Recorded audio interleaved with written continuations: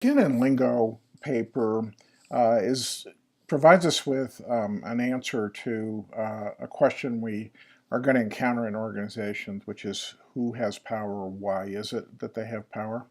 And it provides this answer by decomposing the sources of individual power, of breaking down what are kind of personal attributes, positional attributes, the position people hold, the authority component of power, and the relational component of power, the friendships and trust structures that individuals have on the job. And so it's quite useful in terms of giving us both an analytic framework for understanding power, and it also is a guide to building influence for those who want to become effective in exercising influence in the organization.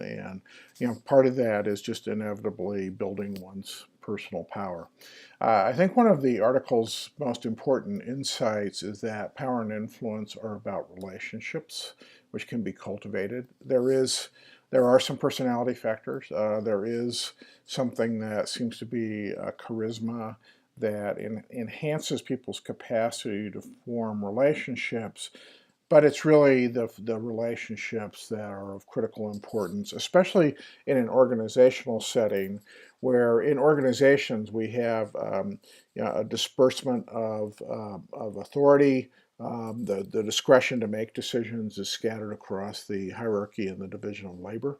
And in this kind of situation, relationships are absolutely critical in exercising influence and getting things done in the organization. The article also challenges the reader to think about power in practice, and kind of interestingly leaves open and you can use power to achieve whatever end you want.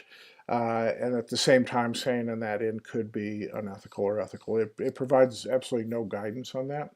But I think it's very honest in the statement that power in practice, power in use is not guaranteed to serve the best interest of the organization. It can well serve the interest of individuals, which may be counter to the organization's interest and possibly unethical.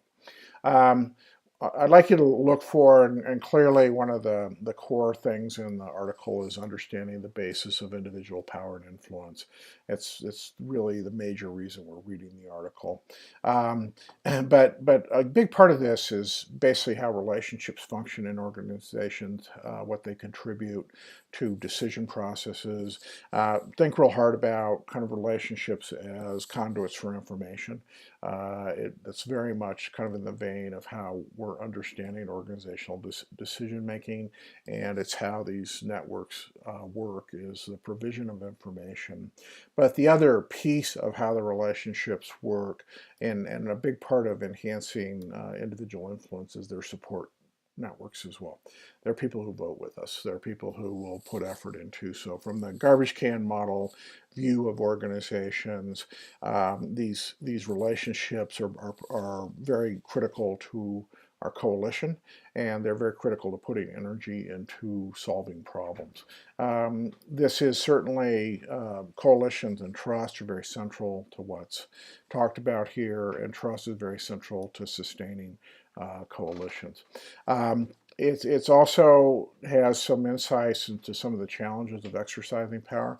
In particular, pay attention to the perceptual um, kind of qualifications and the importance of attribution of motive, and how the attribution of motive can actually damage your influence. And I think it's a really important thing to consider, and is along the lines of what we've talked about in terms of the unobtrusive exercise of power. People prefer to exercise power in a not highly visible way. So this is a pivotal reading. It really provides us a lot of content for the Power and Politics module in the course, and so I hope you'll get a lot out of it.